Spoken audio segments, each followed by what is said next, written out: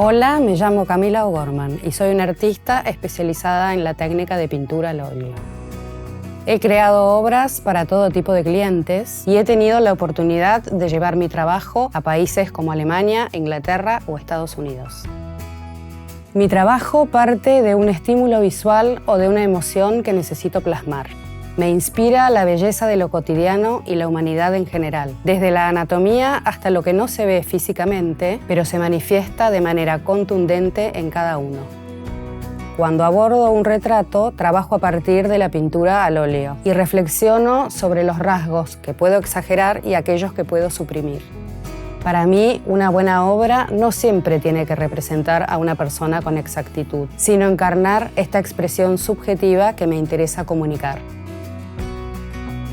En este curso de doméstica aprenderás a realizar retratos al óleo sobre papel sin dibujo previo.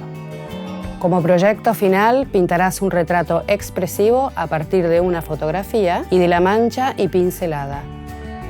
Para empezar, elegirás una fotografía de referencia para tu retrato y verás cómo preparar el papel para la pintura. Luego nos adentraremos en el uso de los óleos y del liquid, en la selección de pigmentos y en el manejo de valores y colores. Manos a la obra. Delimitaremos la composición del retrato y sus áreas de oscuridad y luz. Más tarde fabricaremos colores secundarios y daremos forma y contraste a la pintura. Te mostraré cómo definir los rasgos y cómo ajustar los colores de tu obra, para finalmente aplicar los últimos detalles. Al final de este curso sabrás captar la esencia de lo retratado a partir de las herramientas plásticas. Para acompañarme, solo necesitarás saber observar y tener una foto que usarás como referencia.